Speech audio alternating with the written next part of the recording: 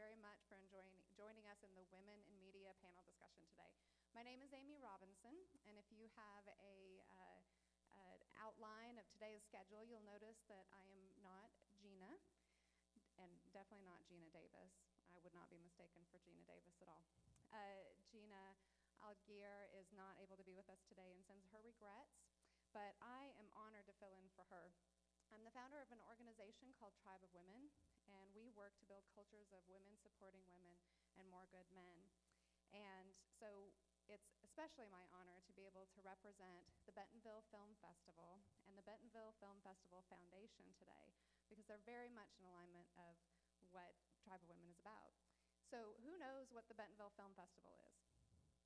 Hello. Have anybody heard of it? Yes. Has anybody been to the Bentonville Film Festival? You have.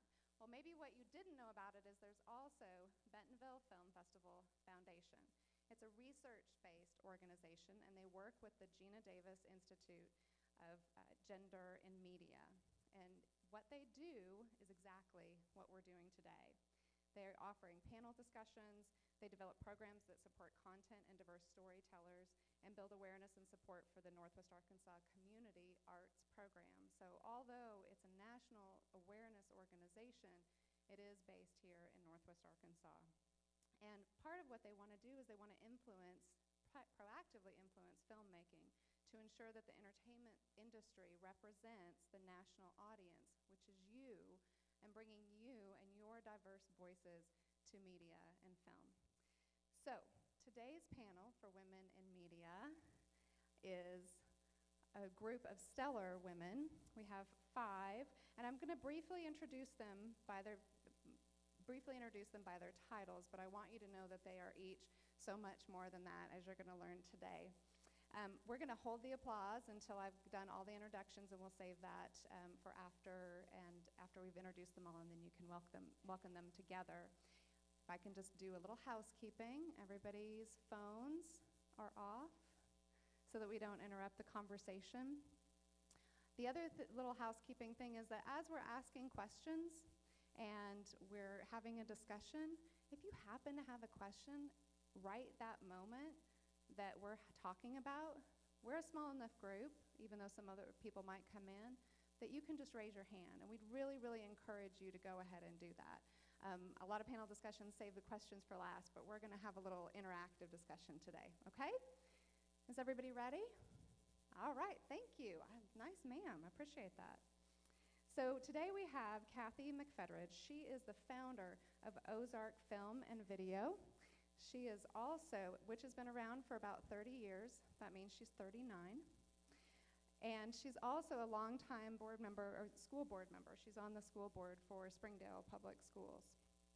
Next to her, we have Kathy Turner, the Deputy Director of Career and Technical Education for Arkansas Department of Career Education. Did you come from Little Rock today, Kathy? Last night. Okay, so welcome. So we also have Lisa, we have, the other Kathy. I'm missing Kathy's. We have 3 Kathys, so I'm just going to say Kathy, and they'll all answer at the same time. Kathy Watson, Constituent Service Manager and State Media Outreach for Senator Bozeman's office. Is that correct? Do you say that whole title every time you introduce yourself? No. We also have Lisa Brentz. She's the News Director for KNWA. And Megan Slocum is the Associate Superintendent. She was previously the Assistant Commissioner of Learning Services for Springdale Public Schools. So we can do a round of welcome, please. Thank you very much. So I'm just going to pop out here, and we have some specific questions for our panelists, kind of based on their background. But again, if you have a question as we're moving along, then just the panel will help me keep an eye out for hands up, and we'll let you ask your questions. So the first one is for Dr. Megan Slocum. We're just going to call her Megan because she's a friendly person. So Megan, why do you believe that learning to use multimedia tools better prepares students for life after graduation, also known as the big, scary world out there? I think that we have taken a shift and a turn in education. We're trying to move from the sit and get, where teachers are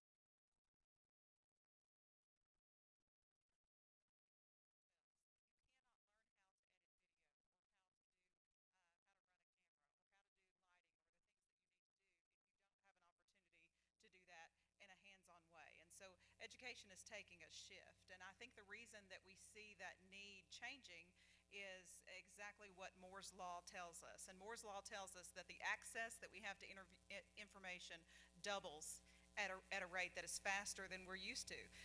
Being able to access the internet immediately gives us more access to the information than we had before. So it's our job as educators preparing the workforce, number one, to have conversations with the community members to find out what is needed and what does the workforce need to look like to ensure that students are prepared. But the other part is so that students are able to discern fact from fiction, what is true, what isn't true, and then how to access that information. So I think multimedia harnesses that ability, gives you access to it, and then students have the ability to then sort through what that needs to look like.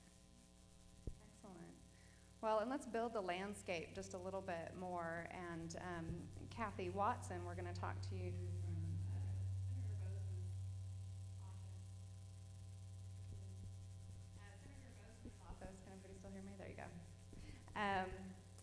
You're all over the state all the time, and so and so you are constantly looking at the businesses that are around Arkansas. And can you give us a few examples of the multimedia skills that are used in businesses statewide? Well, that's when we were discussing this before the panel the other day. We realized that every single thing we could think of, every single business, every career, every nonprofit, every government agency uses these skills every day right now. Just as an example, in our office, in a million ways. I don't know if any of you participated in the Veterans History Project. Did any of you do videos for the festival? Oh, good.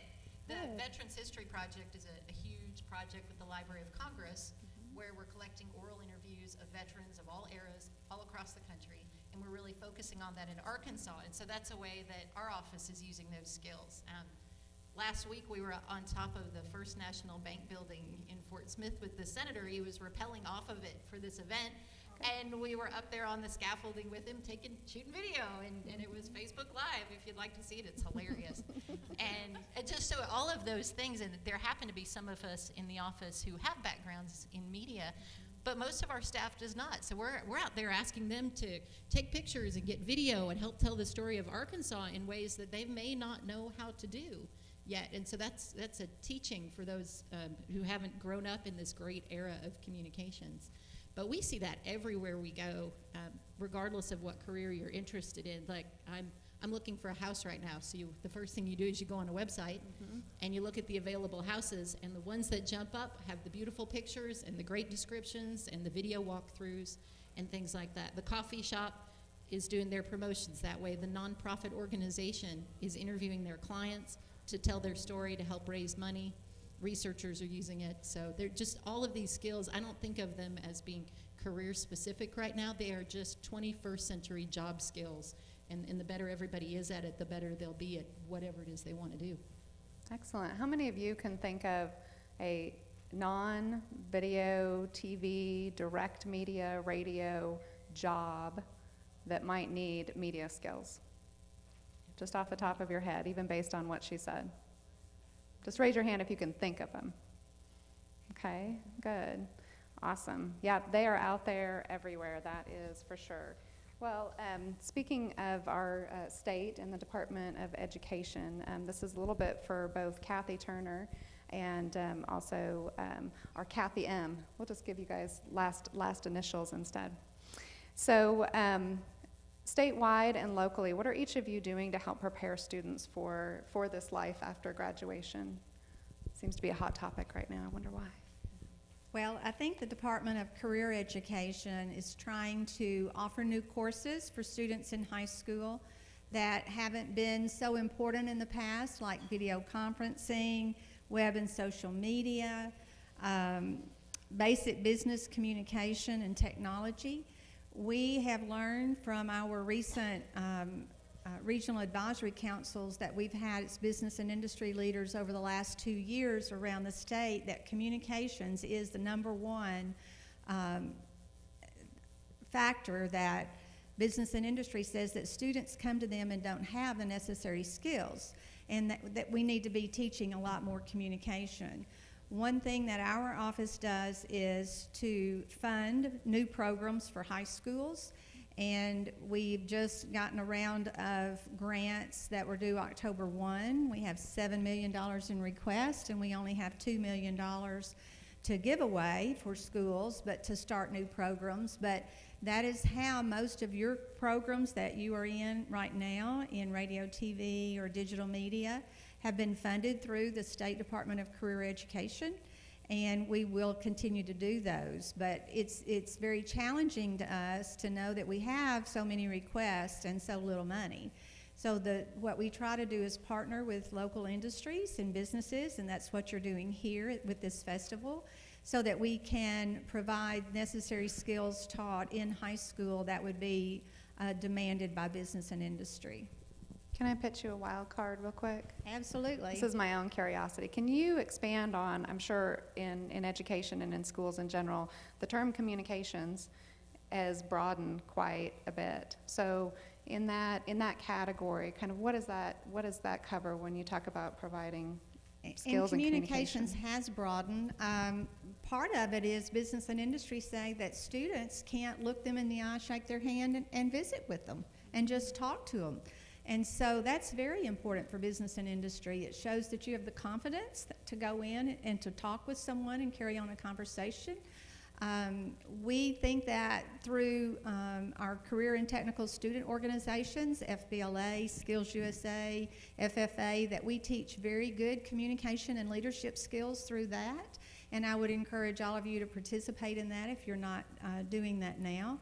But communication, working in teams, communicating with others, whether they're a supervisor or another student, is just very important and vital for success in our economy today.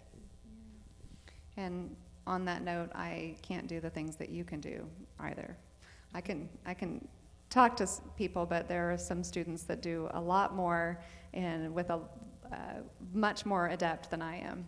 So, so there are a lot of things that you guys can teach us too. So Kathy, can you expand on that a little bit? Or let me ask you a different question. How do you feel that the programs in Springdale Public Schools are giving the students the tools that they need to be successful? When I first started thinking about this question, it really came to light to me, being in business for over 30 years. The hardest job or the hardest skills that we really have to look for are the script writers. So when I look back and I think, okay, how has Springdale Schools really handled this? And it can go as far back as pre-K. When we work with students at learning how to tell a story, learning how to tell their story, it's so extremely important that we become a script writer, a storyteller, and be able to put our words down on paper. So this doesn't involve any kind of technology. It's a skill. It's called writing across the curriculum, and it's so extremely important. As business owners, it's the first thing we have to ask of our clients. What is your script? What do you want to say? How do you want to say it? And then you go from there. Then you begin to build your technology on the script, your story, your message that you want to convey. So again, it doesn't always rely on technology. It's that basic writing skill. I can't stress that enough to all of you, to really learn how to write, learn how to put your ideas in paper, because that is the basic beginning of any video project. So where do these communication skills, writing, reading, all of the fundamentals, math probably factors in immensely. So when they do roll up into the new technologies, what are these cutting edge tools and technologies that you're incorporating to kind of bring all of that together? Well, we use, of course, your basic cameras and editing equipment, and we've really seen this tremendously, make a huge difference in our industry. When we first started, all the equipment was very huge, the cameras were very heavy. What they recorded on was a 1-inch machine that was absolutely huge, and I think you saw a male-dominated industry because of that. It was difficult for women to use this really big, heavy equipment. There were several women in Little Rock that were the grips, and I think you all know what a grip is, but as far as all the other equipment, it was pretty much run by males, and engineering, lighting. But as we've seen in the last probably 10 years, it has really changed into more and more women are getting involved. The camera gear, again, is lighter and much easier to operate. So I think that's really made a huge difference. Also, what you also see is the internet connectivity has really sped up. When we were first in business, we had to use a lot of FedEx, a lot of different ways to get our videos across the state, to send to Little Rock, to send to the TV stations. Nowadays, everything's sent across the internet. So the speed of your connectivity is extremely important. But you see businesses use a lot of YouTube, a lot of different ways to get their message across. And it's a really exciting time. And I think Megan touched on it too. Change is coming so much faster. So much faster. So what is cutting edge today, 6 months from now, may not even be anything new at all. So you really, as a business owner, have to really study, stay on top of what's current, and really study to see and understand what also your customer needs and wants and what they can afford. So, Dr. Slocum, you want to expand on that a little bit as far as real world business meeting what they're learning in school every day and how teachers teach it? Definitely. I think that keeping up with the latest trend to know when things are obsolete and when to move on to the next thing is important, which is what Ms. McFetridge was talking about. And in terms of how we relate that to students, it goes back to what Ms. Turner was saying when she said, you know, employers tell us students don't know what to do when they come in for a job. And so teaching those executive skills of how you communicate, what that is like to communicate. You don't walk into an interview with earbuds in your ear. You don't do some of those actions to really put yourself forward. But not only the personal skills, the interpersonal skills beyond those skills. How do you improve what that communication looks like? How are you clear? How are you concise? How are you to the point? And that is reflected in your writing. So you have felt as your education has gone on that you have probably been asked to do more writing, and that's correct. And that is to provide the script makers. And that's not only important for this particular industry, but it's important for any industry that you're in. Because we are in the world of social media, because we are in the world of immediate access, students sometimes come to school with this idea of immediate gratification. They want it, and they want some entertainment to go along with it. And so ensuring that we are instructing in a way that allows them to explore those areas, to be able to build their capacity, is critical. At the same time, we have to be reflective of what industry is asking of us, which is, I feel like I should do the moment.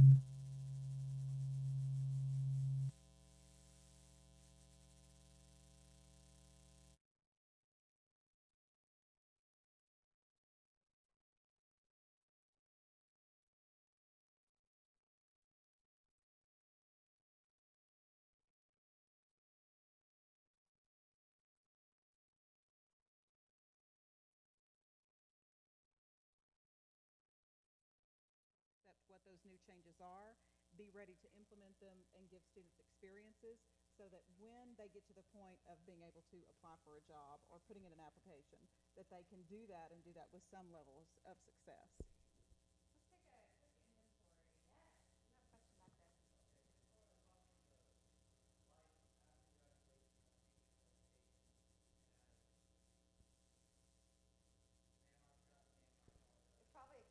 Just do a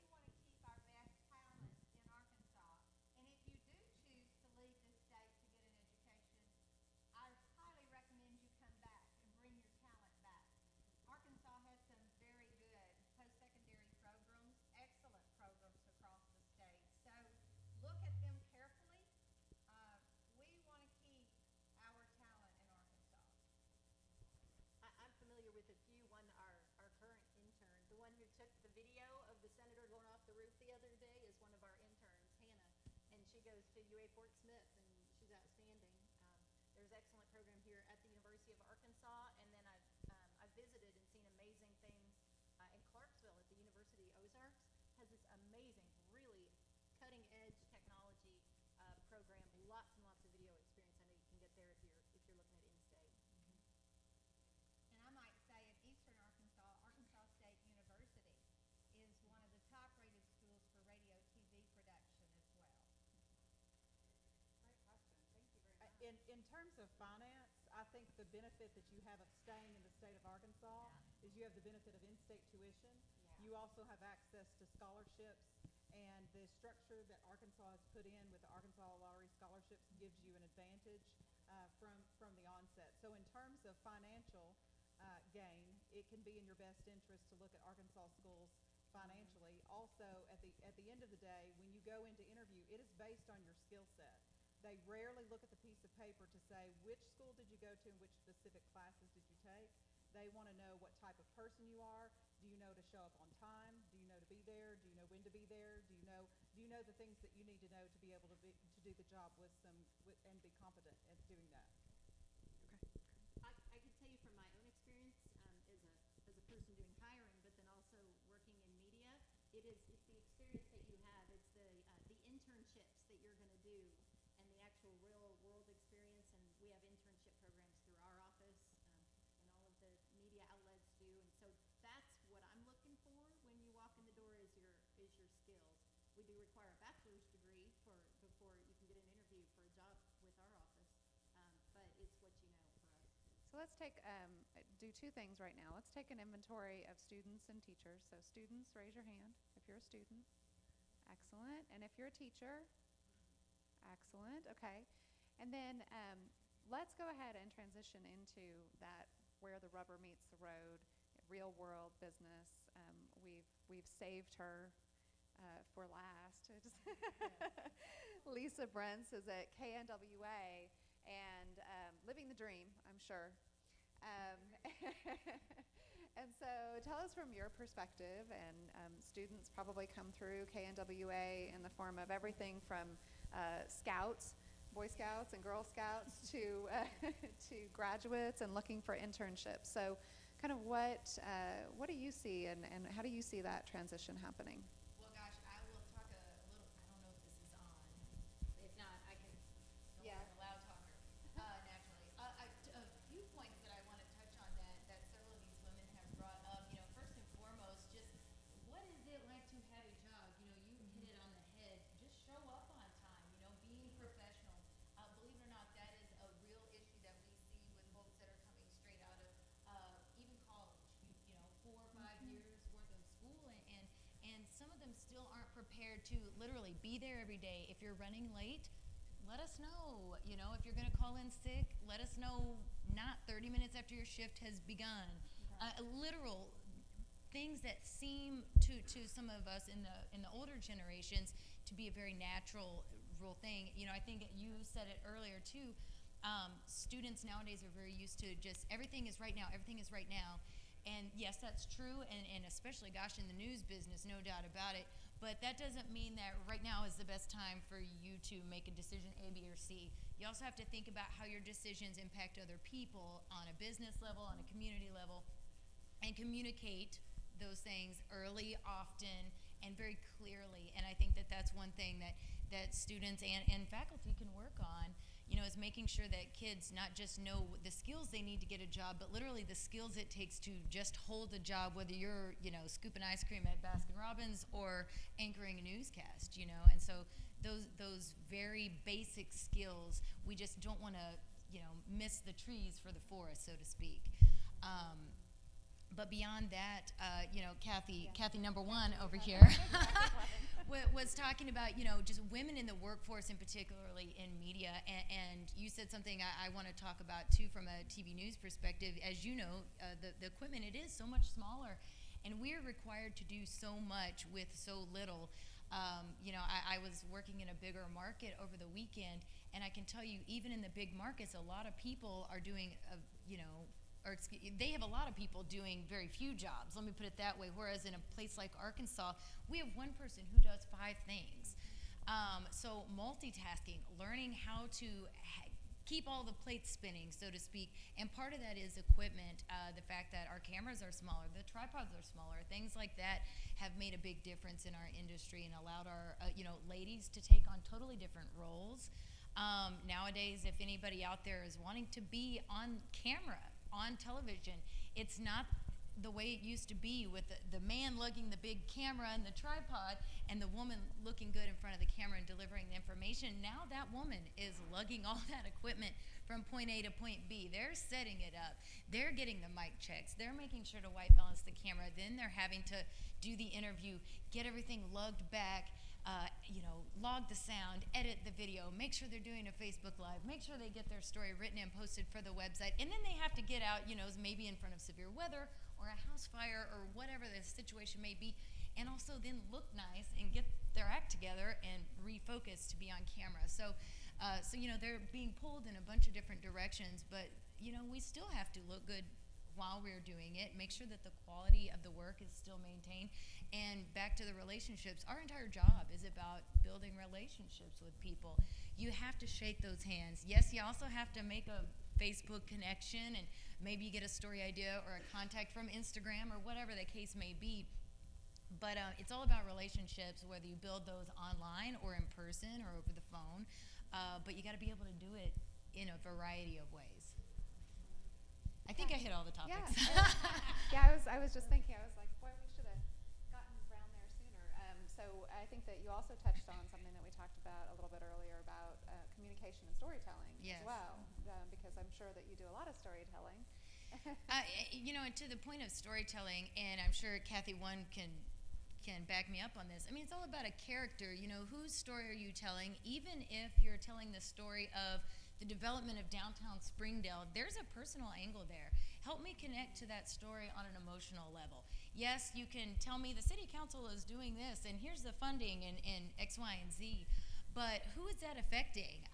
This taqueria owner, are they going to be paying more taxes? Are they going to have easier access to, signage? Are there going to be additional parking spaces for when you go down there for an event? Is the bike trail coming through there? Is it safe for you to take your kids?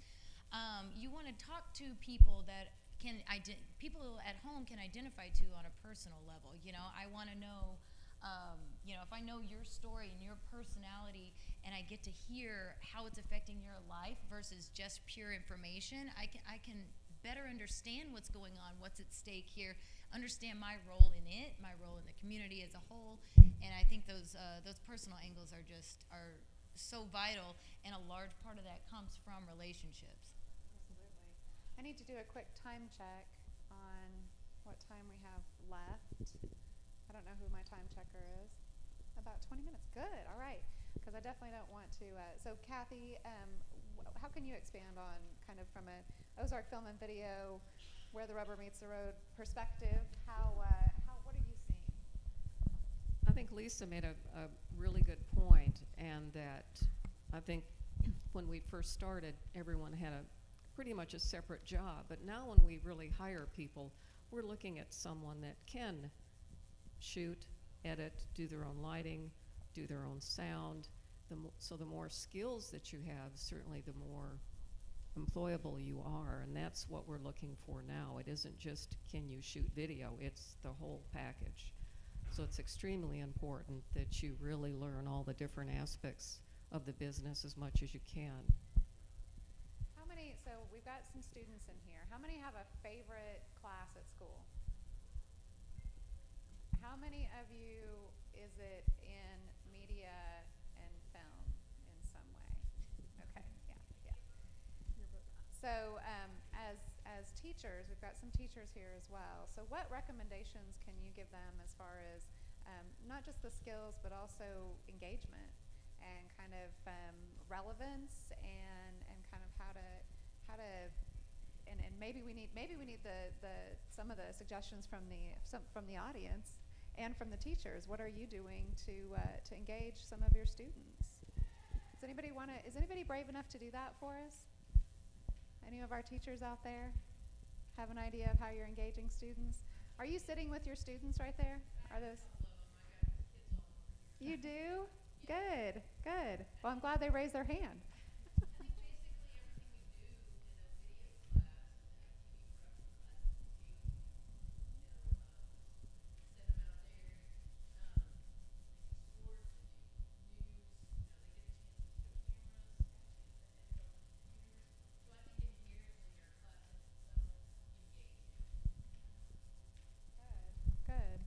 if I can jump in here, I mean, the nature of what we do is hands-on. I mean, you're really not learning it if you're not touching it, if you're not attending the events, if you're not interviewing the people, if you're not hands-on the equipment at all times. So I love that.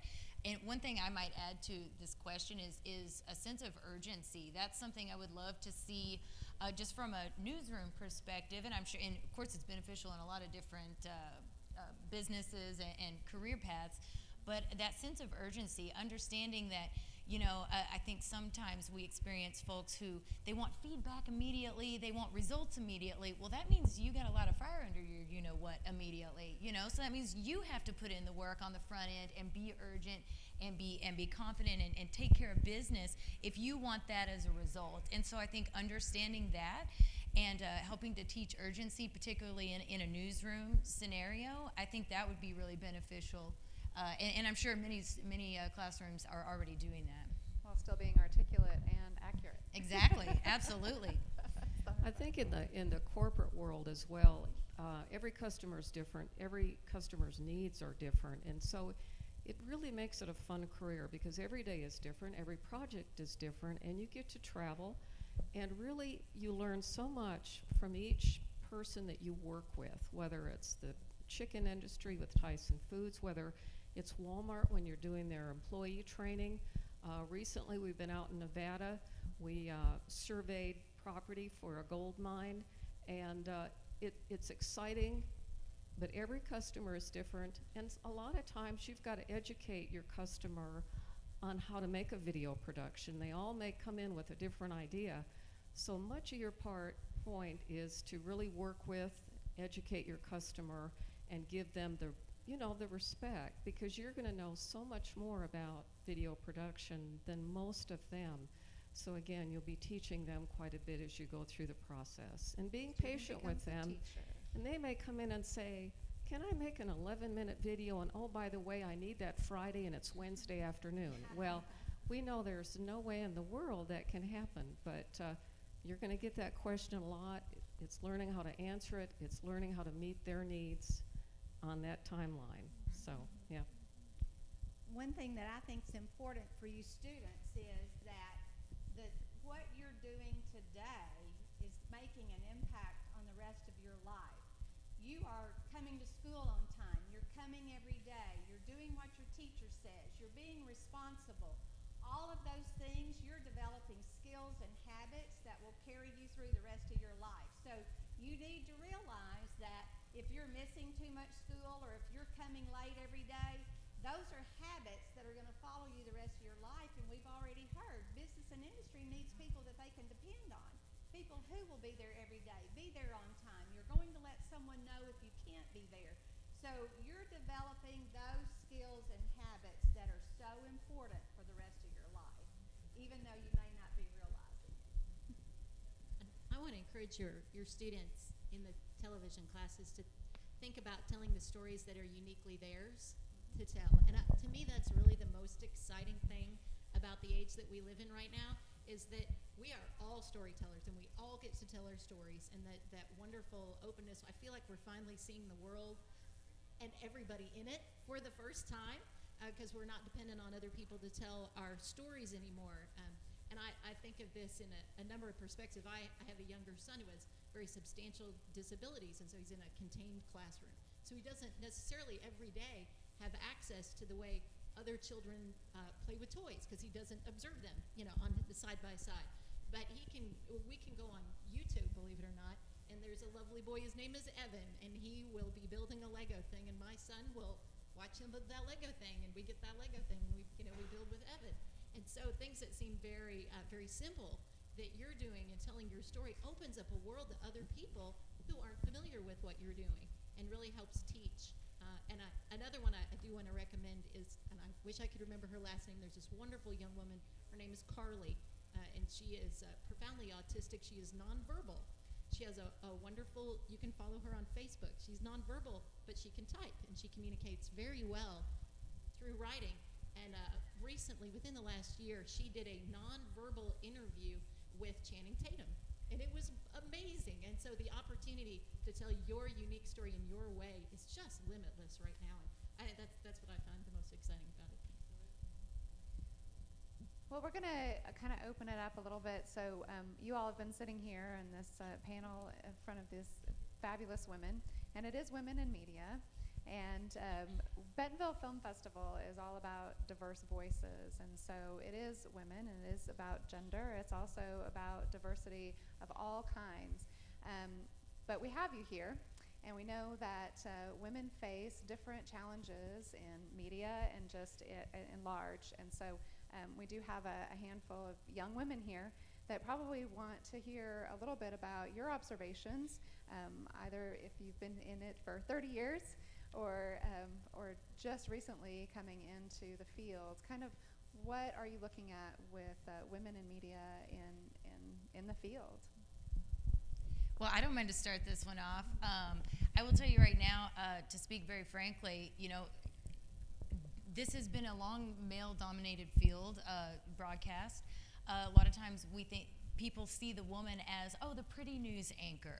They don't think of her necessarily as the bulldog journalist. They don't think of her as the person that's slinging the camera and tripod and, traipsing around the river that they're about to pull a body out of or whatever. But women are doing this job, and women are carrying that equipment, and women are kicking you-know-what at it. And I think that's very important to get out there, We can do the job just as well or better a lot of times than a man can. And, recognizing that and having that confidence. One thing that I mentioned to Gina A, and I'm sure on the email chain with the rest of you ladies is, don't be afraid to speak up. Don't be afraid to speak your mind. If you have an idea, share that idea. Don't let anybody, man, woman, or anyone else, tell you that your ideas are not worth their time. Now, your idea may not be the one that they go with, and that's okay. You've gotten it out there, and it builds your confidence. It shows that you care about what you do and that you're good at what you do, whether this idea is right for this time or not. So be confident in who you are, be confident in what you're doing, and don't be afraid to share an idea, or if something feels, if it's just not sitting right, say so, Don't just sit idly by and let anybody railroad over the top of you. Excellent. How about you, Kathy? Kathy M. We were fortunate enough, I think 4 years ago now, to hire our first female editor.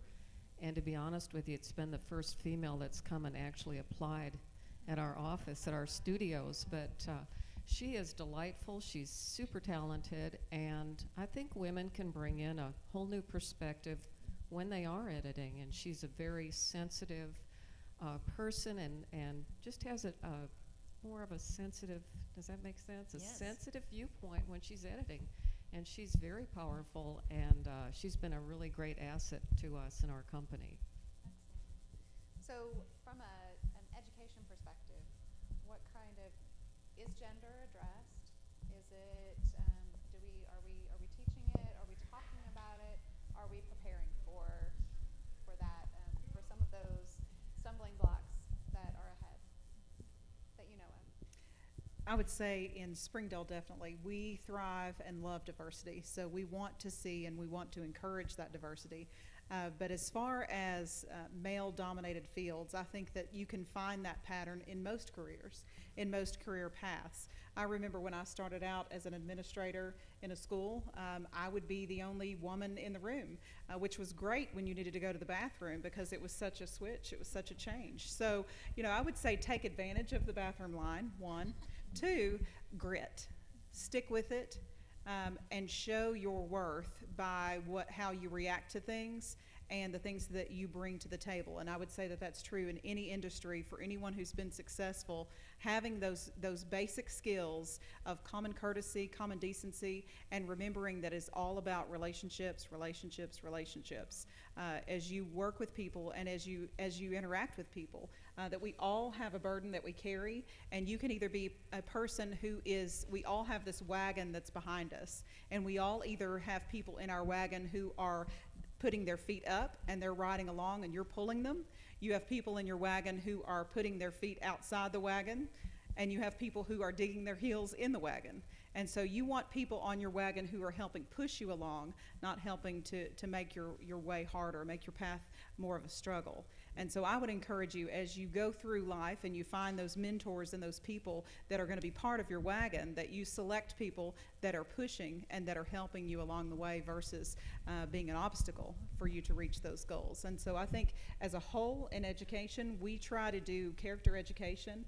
If you look at the incidents of things that have come on the scene for education, bullying, although it's very popular to talk about, years ago was not such an issue because bullying would occur in a finite amount of time. Social media has brought that to a 24/7 access. And so whereas something that was not as impactful is now very impactful, it changes the way and how we educate. It changes what that diversity looks like and how responsive we are to that diversity. And we have a duty, a moral obligation, not only an educational imperative, but we have to teach that these are the ways and the mores of our community and our world. And if you want to be contributing and you want to be in the wagon, you're going to have to be pushing along. You can't be the one that's stopping the progress. Well, I think I don't have a proper timekeeper. Maybe Courtney can tell me how close we are. 9 minutes, good.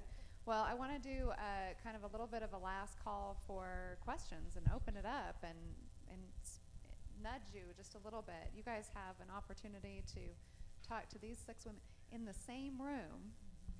I'm assuming that you all have, emails and phone numbers and things like that where contact you and find you online, stalk you, creeper. No, just kidding. Does anybody have any questions? Specific, general? Yeah. Mentors. Would you recommend mentors and maybe how would they go about finding a mentor? I think that everyone needs someone that they can lean on, that they can seek as that resource. So for me, I definitely know I would not be where I am without the mentors who have helped me along the way. Well, I was just going to say, for me, it was less about seeking a mentor out and just naturally somebody that, I gravitated toward in my industry, I started working in TV news when I was 18 years old. And so it was just, I'm an inquisitive person. I would ask questions and I would see somebody doing something. I'm like, I want to do that. How do I do this? And then it just became kind of a natural process. So I would just say when you're asking questions and when you're being just curious about whether it's an item or a career path, a specific, piece of computer equipment, whatever it may be, look for those opportunities where somebody responds in a positive, welcoming manner and says, oh, hey, yeah, sure, let me show you how to do this. And because you never know where those relationships will go. And sometimes they send your career in a totally different path than you thought they would. That's how I got into news management. And I guess I would say take advantage of those what seem like minor opportunities because you just don't know where that will take you. We have always tried to mentor students, and currently we have a young man who's autistic that's working with us, and he's just truly delightful and very, very talented and came out of Springdale Schools and is currently at Northwest Community College. I would highly recommend it. I think anytime you can give a student real hands-on, true projects to work on, it will benefit them immensely. I've always been really proud of the Springdale Schools and Trent Jones for all the projects, hands-on projects that our students get to work on. I know it's an invaluable experience for those students, right? Currently, they've got about 300 students involved in our TV production classes in Springdale at both high schools, and then Trent Jones's program. That's just invaluable to get that real hands-on experience. I do want to mention there was one thing that we had an opportunity to do in high school that was very helpful to me. We were required to reach out to a business that we thought we might be interested in, something in particular. I happened to pick a TV station, and so, but we had to cold call them and just ask if we could shadow for a day, and that was really instrumental in figuring out, wow, I love this. This is really fun. And so if you have something that you're thinking about doing, just know business people would love to share what they know with you. They really would. love to have you come and shadow them for a day. And if somebody says no, trust me, someone else will say yes.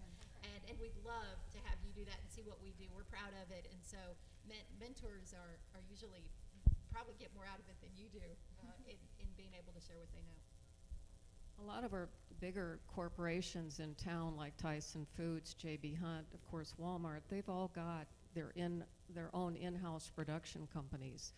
So I'm sure they would be happy to have you come in and work with them, even if it's just, you're coming in volunteering your time. That experience that you can put on a resume is invaluable. And I just want to make one last point on this is to what Kathy 3 said. It's all about that relationship. Not at this event, but at a relative event up in Rogers, we had a student who came up to us year after year, and it was kind of like, oh yeah, that kid. And at first we couldn't remember his name, but we recognized him, and he just kept coming back and coming back. Every year he was in high school and would be sure to shake our hand. He wanted to take a selfie, and he wanted to talk about this and talk about that. And then he was from Camden, Arkansas, and then when he got here to the U of A, he immediately said, I want to intern. Well, he interned with us for a couple of years, and then we hired him because we thought, we can't get rid of this kid. But it's at events like this, people coming up, introducing yourself, at the booth, be it after a panel discussion like this, or even just, hey, we're both in the ladies' room. Let me shake your hand and say hi. It might be awkward, but at the same rate, these are the beginnings of connections that will last a lifetime. And I'll tell you right now, that kid is one of the best employees we ever had. And we were sad when he moved on up the chain and moved to Florida. But we've had other students that were similar path. And so it really makes a difference, and it can start here. Sounds like curiosity is key. So, let's see, I had somebody, you guys raised your hand that you have a favorite class, is that right? A favorite class, and it's in media? Yeah, what class is it? Intermediate television. What is it that you like about it? Okay.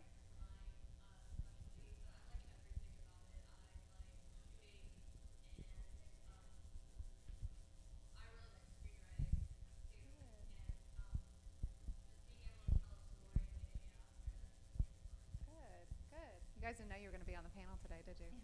What is yours the same class? Is this your teacher sitting next to you? Did she slip you $1? No, I'm just kidding. What about you?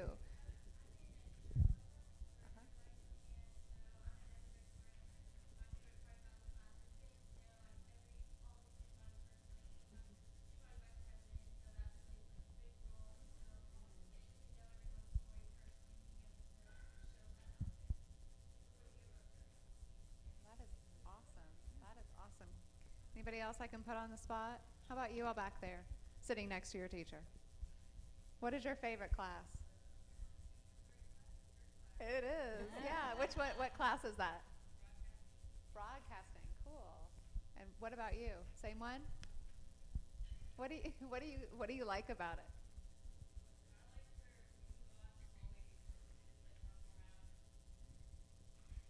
Yeah, what are you doing when you run around? Are you doing interviews, or are you filming? And then you come back and make sense of it all somehow? Yeah, good. Kind of there's a little bit of freedom to it. Yeah, awesome. Good. Well, we've kind of got to, all right, I'm going to ask, there's a young woman in the middle. Do you want to tell us what your favorite class is? Am I putting you on the spot? Yeah. Yeah. We're just going to interview all of you.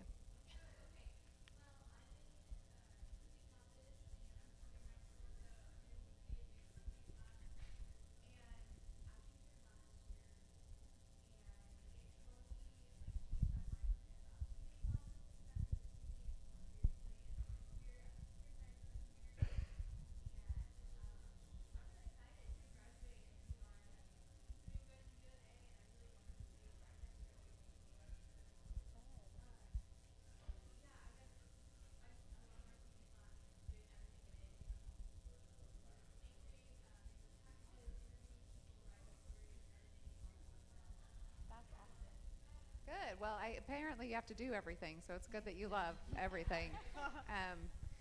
So do any of you have some final questions? Anything at all? No, you got it all figured out? I'm glad. I don't, and I'm not going to tell you how old I am or how long it's going to take.